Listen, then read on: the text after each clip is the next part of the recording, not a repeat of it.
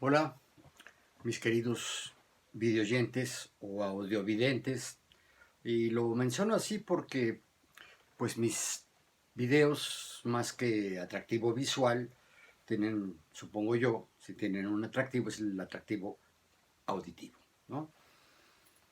Eh, y les pido que a ustedes, que me ven, que me hacen el favor de verme y de oírme, que toda esta larga ya serie de comentarios en torno a películas tiene que ver con la forma en que yo impartía el seminario de temas selectos de historia de la pedagogía y la educación, que también ya hice la observación que no era precisamente el contenido del programa. El contenido del programa trataba más bien de la historia de la educación especial y daban unos saltos espantosos. Era un programa de contenidos, una sucesión de contenidos bastante defectuosa en términos históricos, ¿no? Porque pasaba de la antigüedad prácticamente a la edad moderna, ¿no?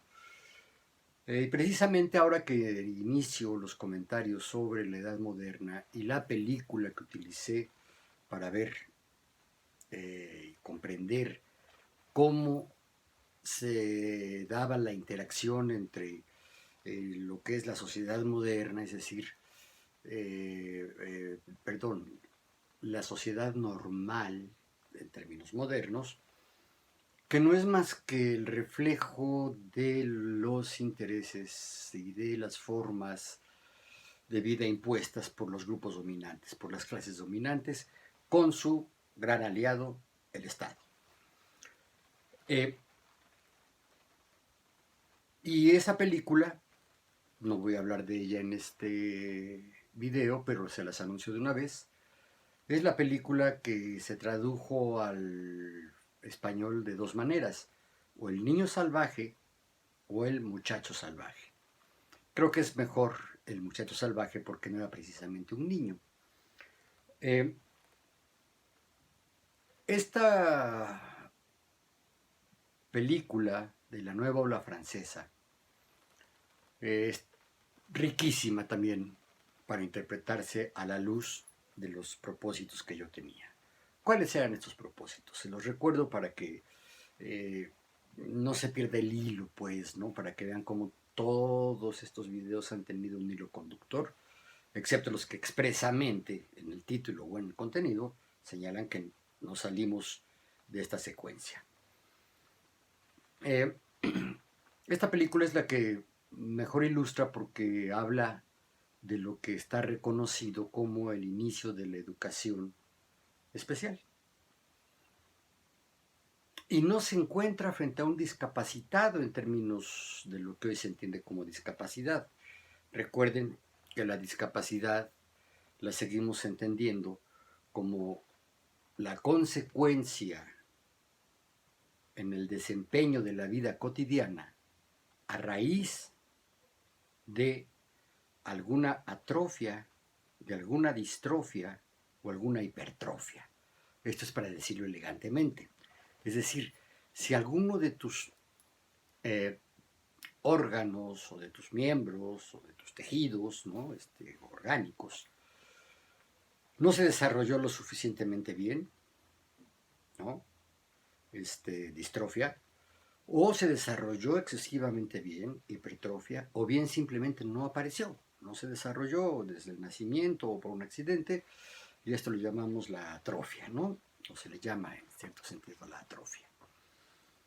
Es decir, las consecuencias de si, por ejemplo, por consecuencia de una pastilla, esto fue prácticamente una epidemia en los Estados Unidos por la talidomida, que las mujeres embarazadas, para controlar un poco los malestares del embarazo, ya saben, las náuseas, los mareos, el decaimiento, se les dio un fármaco llamado talidomida, sin haber hecho los suficientes experimentos u ocultándolos, no lo dudo de las farmacéuticas que hayan ocultado esto, que tenía como consecuencia que no se desarrollara en el embrión y en el feto, sobre todo en el feto, alguna de las extremidades. Podrían haber sido los dos brazos, o los dos brazos y las dos piernas, o alguno de estos cuatro, ¿no? Y por lo demás eran bebés normales, pero nacían sin alguno de estos. Esta es una posible discapacidad. Recuerden que yo hago mi chiste con mi discapacidad peinil. Es decir, tengo poca capacidad para peinarme. ¿Por qué? Pues porque alguna razón orgánica yo tengo poco pelo. Entonces, pues, no me puedo peinar, ¿no? Y que mientras fui perdiendo pelo cada vez me era más difícil peinarme y eran menos las cosas que me podía hacer con el pelo. En fin. Eh, esta agrupación de deficiencias orgánicas y sus consecuencias en el desempeño de la vida cotidiana, y más allá de eso, en el desempeño de la vida social, es lo que define a ciertos grupos de personas diferentes. ¿Diferentes a quién? Pues diferentes al grueso de la población, que somos los sujetos normales. Pero aún peor, muy diferentes a los conceptos y a las imágenes de belleza, de belleza corporal, incluyo a la cara, también belleza facial, que se han impuesto en esta cultura, ¿no? Y que pues, por razones históricas, ¿no? Pues, es el modelo europeo, el modelo caucásico, el modelo sajón, o el modelo ario, ¿no? Indudablemente blancos, pelo abundante, espigados, facciones finas. Eh, entonces vean que es un abanico de criterios, hay más, pero estos son algunos de los que me conviene ahorita mencionar. Estos rasgos que se le piden o que se esperan de la población normal, pues no los tienen las personas que tienen estas, decíamos, atrofias, hipertrofias o distrofias, ¿no? Es decir, los que estamos de alguna manera feitos, chequitos, qué sé yo. Pueden ser discapacidades a nivel sensorial, la vista, el oído.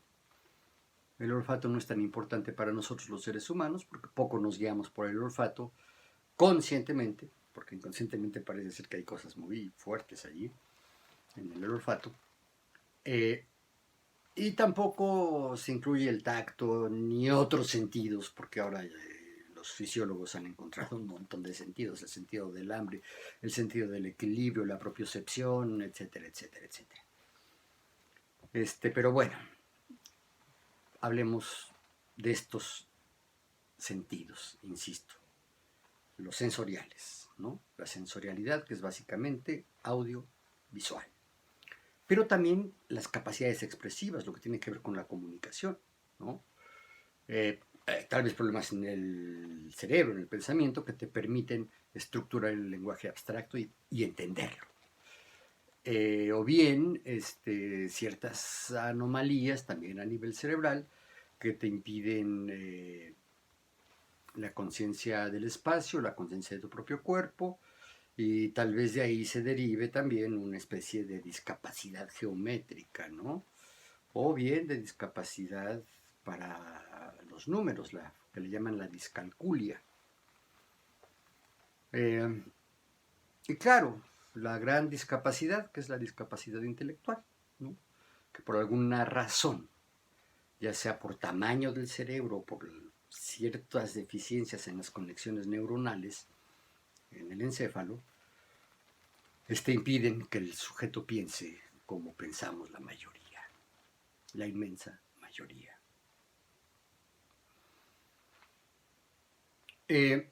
Entonces, estos rasgos van constituyendo toda una población, o bien grupos de población, grandes grupos de población, que padecen de esto. Y evidentemente, desde una perspectiva afectiva, ¿no?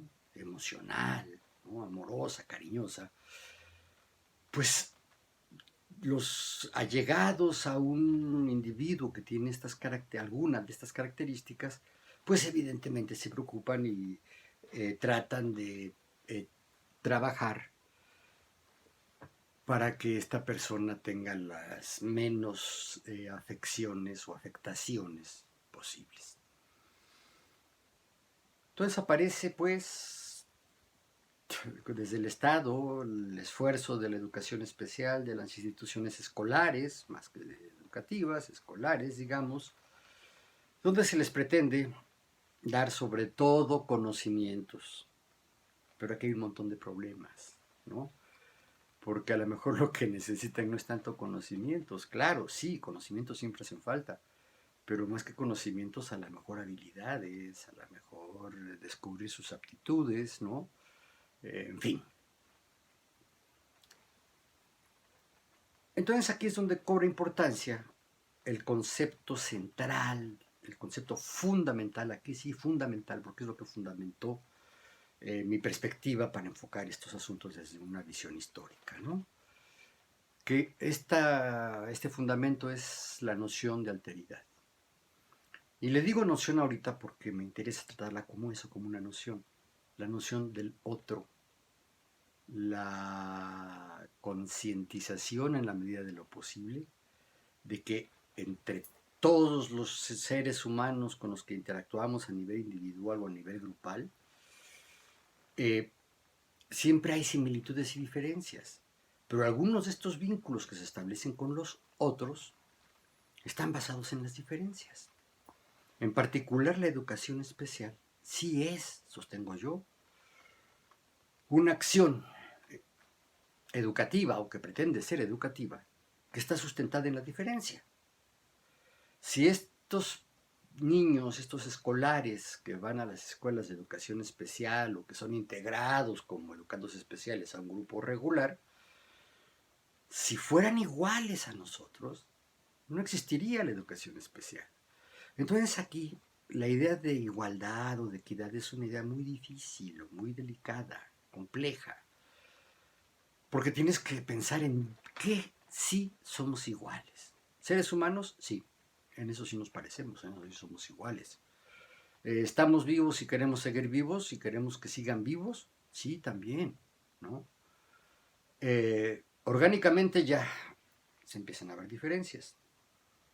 Socialmente hay grandes diferencias, porque, ¿qué les digo yo? Algo de lo más elemental, ¿no? Las famosas barreras físicas.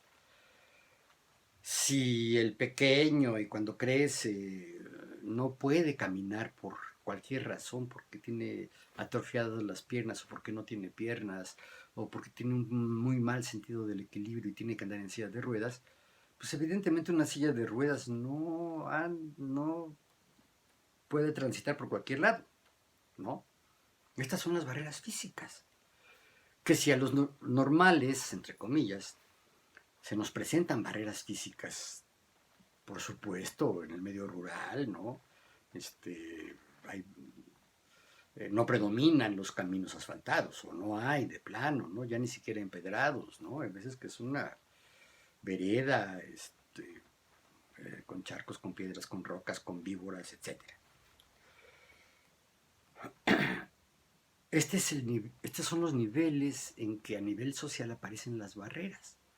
Por eso creo que sí, con cierto tino, cuando hablaron de que había barreras para el aprendizaje y la participación social, pues sí estaban caracterizando bien los problemas que viven estas personas. Quiero abundar un poquito más en la noción de alteridad, porque muchos la entienden como una noción que lleva precisamente a la discriminación, es decir, a separar. Sí, por supuesto que sí, pero la discriminación no es sinónimo de maltrato. Esto que se está viviendo a partir del asesinato de... se me fue el nombre de este hombre de raza negra, afrodescendiente, afroamericano, negro, pues, que fue asesinado por un policía a la hora de someterlo, y las protestas que ha generado no solo en los Estados Unidos, sino en muchas partes del mundo, pues no es necesariamente discriminación. O sea, si es producto de la discriminación, si es producto de que los blancos discriminan al negro. ¿Por qué? Pues por un sencillo elemento que es el color de la piel, ¿no? Y los rasgos faciales, musculares, qué sé yo. La discriminación en sí no es más que la capacidad de discernir, de separar, de distinguir. Esa es la discriminación. Claro, ya adquirió la connotación de maltrato y de maltrato a nivel homicida, a nivel criminal, ¿no? Esto no sucede, supongo yo, en prácticamente todos los países, ¿no? En América Latina, yo creo que por una herencia europea, la herencia que nos dejaron los españoles y después los ingleses y después los norteamericanos. También recuerden que yo considero que Norteamérica no es tanto América, sino que es Europa, en particular el Reino Unido, Inglaterra, trasplantada al territorio americano, ¿no? De ahí que sea la nación más belicosa de la historia, ¿no? Porque Europa es el continente más belicoso de la historia, ¿no? Y eso tiene que ver con geografía, pero no me voy a meter ahorita en esto, ¿no? Nada más quiero decir, señalar y ilustrar un poquito esta idea de la discriminación. ¿Por qué discriminamos aquí? Bueno, pues porque fuimos conquistados y también traíamos una herencia, digamos, aristocrática, ¿no? Es difícil que a las élites políticas y económicas de las sociedades prehispánicas, de las culturas prehispánicas, se les llame de aristocracia, pero en estricto sentido sí lo eran. Es decir, gobernaban los que eran nobles, los que eran parientes de algún noble, e imponían una visión del mundo y un estilo de conducta, pues, que convenía a sus intereses. Cuando vino la conquista, pues esto se agravó, porque entonces ya la aristocracia ya no es local, sino que es externa, ¿no? Y de ahí que hasta la fecha, ¿no? Los afanes, híjole, patéticos, la verdad. Patético es sumamente triste, ¿eh? Es ridículamente triste lo patético. Y me parece patético los esfuerzos por parecer gringo, inglés, alemán, ruso, ¿no? Desde el nombre, desde el apellido, los teñidos de cabello, el maquillaje, la forma de vestirse, etcétera, etcétera, etcétera. Y bueno, decir indio es una ofensa. Naco es otra ofensa que tiene que ver con la raíz indígena, ¿no? Totonaco, chinaco, en fin. ¿Y cómo funciona aquí la alteridad? La alteridad no se queda allí. La idea de alteridad es sí. Reconozco que sobre una base genérica, ¿no? De especie, somos una especie, la misma especie humana, se establecen similitudes y diferencias. Jugarle a las similitudes no tiene problema, ¿no? ¿Cómo me identifico y cómo surge la identidad grupal, la identidad de pareja, la identidad nacional, a partir de las similitudes que tiene una población asentada en cierto territorio? Esa es la identidad. Se establece con base en semejanzas, pero eso no quiere decir que estos que son semejantes, que son parecidos, sean idénticos, ¿no? Sí hay diferencias.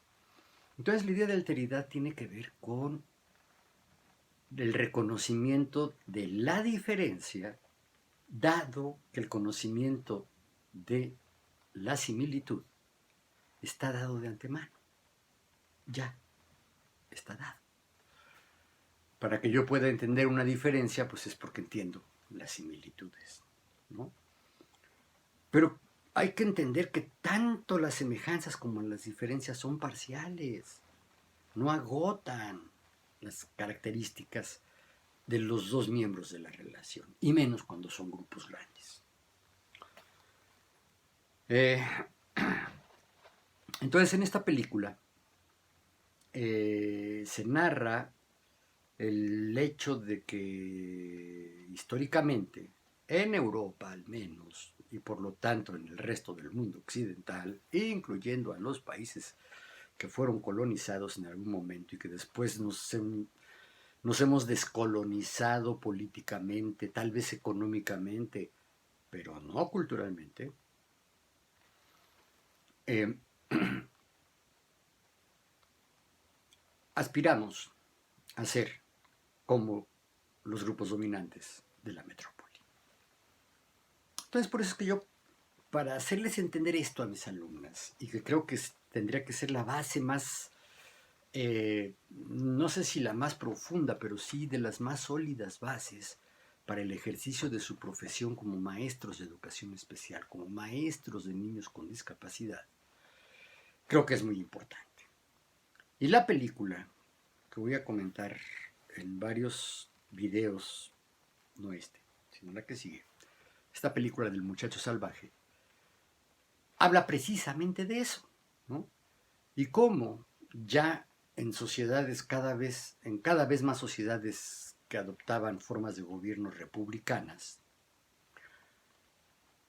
no monárquicas, no vinculadas a los linajes de nobleza, no, sino atendiendo más a la voluntad popular expresada a través del voto, que ya sabemos que tampoco es infalible, pero es una garantía mucho mayor de que no te salga un pervertido, un sátrapa, un homicida, un genocida, que pues tiene todo el derecho de ser el mandatario porque pues lo heredó de su padre, de su tío, de su madre, ¿no? Y tiene la bendición de la autoridad eclesiástica, ¿no? Aquí no. En las repúblicas esto se supone que ya no sucede. Y si sucede, es porque se dieron muchos pasos atrás. Estoy pensando, por decirles algo, en Bolivia, ¿no? Estoy pensando también en lo que está sucediendo en la lucha política del México contemporáneo, del México de hoy, ¿no? Sí, son una serie de aristócratas, ¿no? De gente, plutócratas también, ¿no? O sea, Pluto, recuerden, alguna vez se los dije, Pluto es el dios de la fortuna entre los griegos y Kratos es el poder, entonces es el poder de los ricos, ¿no? La plutocracia. Hay gente convencida que solo los plutócratas pueden mandar, porque son los que tienen ilustración, salud, educación, etcétera, ¿no? Y están los demócratas, los que dicen, no, no, no, el poder debe de emanar del pueblo y debe de ser un representante del pueblo el que ejerza el poder del Estado. Bueno, aquí tienen ustedes también una alteridad, ¿no? Un fenómeno de alteridad. ¿En qué se parecen los de el BOA o la BOA, ¿no? Que recientemente apareció en México, el bloque opositor amplio, a Morena? Bueno, pues unos se autonombraron o les nombraron, si es que esto no es cierto, pero yo creo que sí sucede, ¿no? Que los de la BOA o el BOA sí son un conjunto de personas privilegiadas donde están los más ricos y tal vez los que durante muchos años fueron los más influyentes en la sociedad, porque tenían los medios masivos de comunicación, masificaban a la población. ¿Y cómo la masificaban? Con mensajes no reflexivos, con entretenimientos pues un poco tontos, ¿no? Y no reparaban nunca en las formas autóctonas, originales, es decir, que responden al origen de la mayor parte de la población de estas tierras, en particular de México, es decir, a las raíces indígenas y ya sus versiones mestizas. Eso no lo pelaban, ¿no? Lo importante era ser el güerito o la güerita que aparecía en la tele, ¿no? Diciendo babosadas, enseñando carnes, ¿no? O el guapo, ¿no? Y claro, una sumisión al poder político y el contubernio del poder político. Tiene su expresión en el chayote, es decir, el dinero que le daban al televisor, al periodista, al locutor, al reportero, para que o no hablara mal, o también para que hablara bien del encumbrado en turno, ya sea un famoso de la farándula o un político destacado o incluso un intelectual también destacado. Eh, entonces creo que aquí el asunto de la alteridad, fíjense cómo se van dando relaciones entre diferentes, ¿no? Y en El niño salvaje de Aveyron, que narra este diario que escribió el doctor Itard, nunca me acuerdo de su nombre, Jean-Marie, creo que es Jean-Marie Itard, que se entera de que atraparon a un adolescente prácticamente, a un puberto, en el bosque de Aveyron y pidió permiso a los dirigentes de la República Francesa, de la naciente República Francesa, para tratarlo y tratar de civilizarlo. Todavía no dijo educarlo, dijo civilizarlo, es decir, incorporarlo a la civilización, incorporarlo a lo que estaba considerado en ese entonces la óptima forma de vida, es decir, la vida en las ciudades. Ya, claro, este era un médico, ya había universidades, ya estaba despegando la ciencia moderna, ¿no? Y digamos que el trato que le dio Itard a este niño, al que el mismo Itard le llamó Víctor, eh, fue un trato con propósitos pedagógicos, ¿no? Es decir, si era un niño asocial, porque según los estudios que le hicieron, Itard y otro doctor que no me acuerdo cómo se llama, pero en la película se ve, pues es que este niño fue abandonado muy pequeño en el bosque. ¿Cómo sobrevivió? Pues a lo mejor lo cuidó y lo nutrió una manada de otros animales gregarios, ¿no? Muy probablemente lobos. Y así creció, ¿no? Callosidades en las manos, siempre desnudo, toleraba extremos de temperatura sin aparente sufrimiento, ¿no? El mucho calor lo aguantaba sin chistar, el mucho frío lo aguantaba sin chistar, la piel muy endurecida, un oído muy afinado para ciertos sonidos, no para otros. No reconocía los estruendos, no se asustaba como nos asustamos nosotros cuando hay una puerta que se cierra violentamente, o un choque de automóviles, o un balazo, ¿no? No. Pero cuando caía una bellota en el bosque, cuando caía una nuez, el chavito la oía y la localizaba, ¿no? Y por supuesto se la comía. Acostumbrado a pelear con perros, por eso es que se cree que vivió entre lobos, ¿no? Porque les ganaba a los perros de casa. Eso lo expone la película. En fin. Entonces aquí empieza, ¿no? Precisamente cuando ya la modernidad ya cuaja como estilo de vida en Europa y se traslada al mundo entero, porque ya Europa ya ha conquistado a casi todo el mundo. Entonces aquí vienen pues ya unos elementos que tienen que ver con esta periodización de la historia.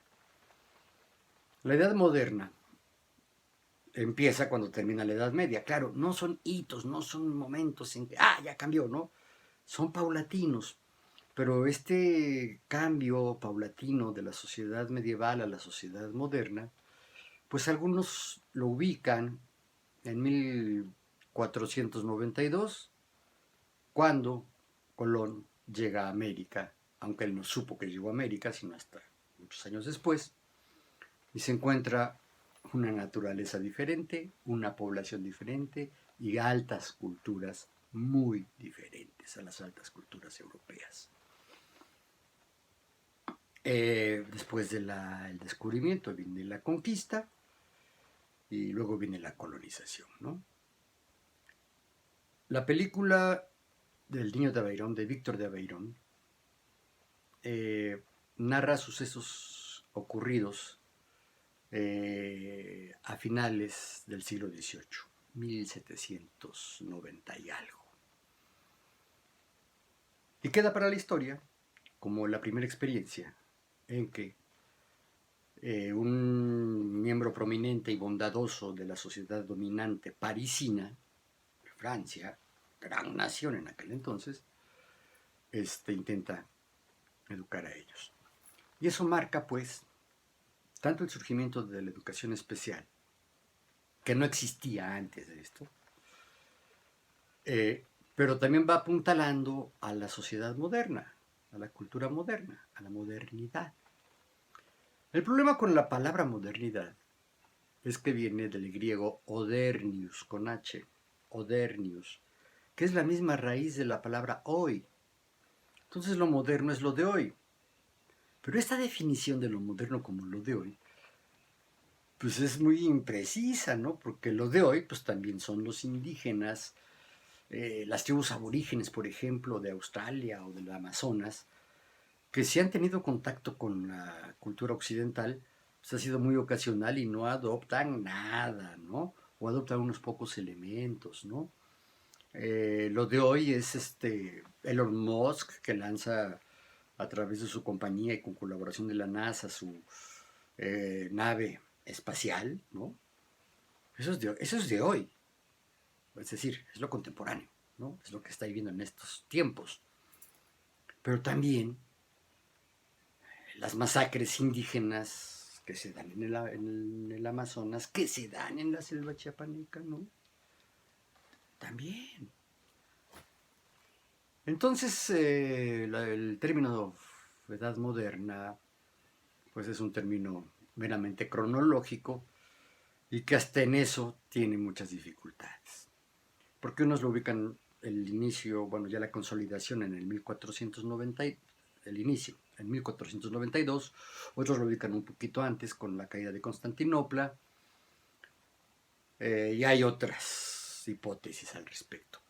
Pero sí es a finales del siglo XV cuando ya la Edad Media empieza a decaer y empieza la Edad Moderna.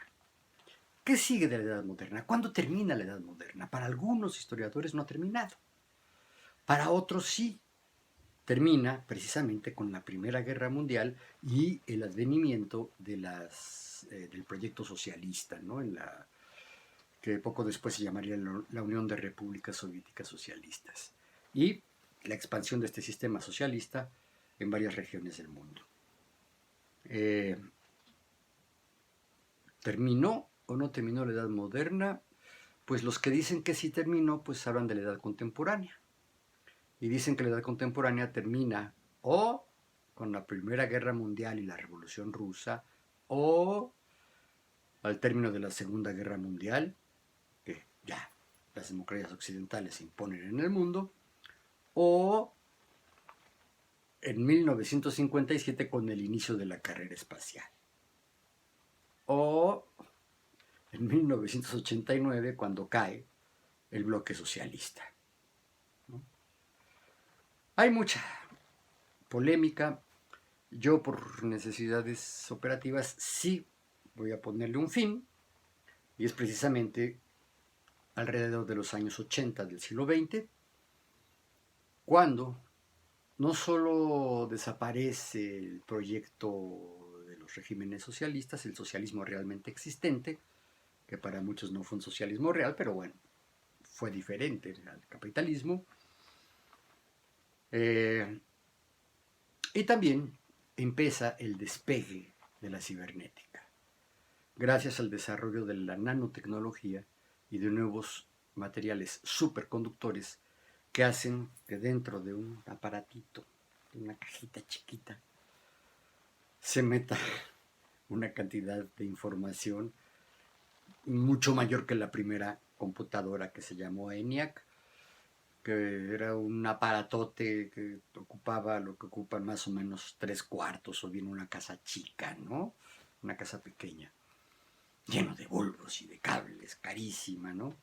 Y ahora cualquier teléfono celular tiene más capacidad de almacenamiento de información y tiene mucho más velocidad a la hora de querer comunicarse por teléfono, es decir, comunicados de voz, o comunicados textuales o comunicados de imágenes, ¿no? Esto empieza a gestarse, insisto, en los 40, pero se consolida ya con la nanotecnología y los superconductores. Y claro, las baterías de litio, ¿no?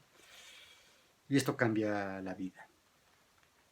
En cada uno de estos momentos ha habido ciertas variantes del trato entre las personas normales, entre la sociedad normal, incluso el autoconcepto de la sociedad normal ha cambiado, y por supuesto la percepción y la forma de trato, los esquemas de percepción, valoración y acción que se tienen frente a los grupos considerados no normales por cualquier razón.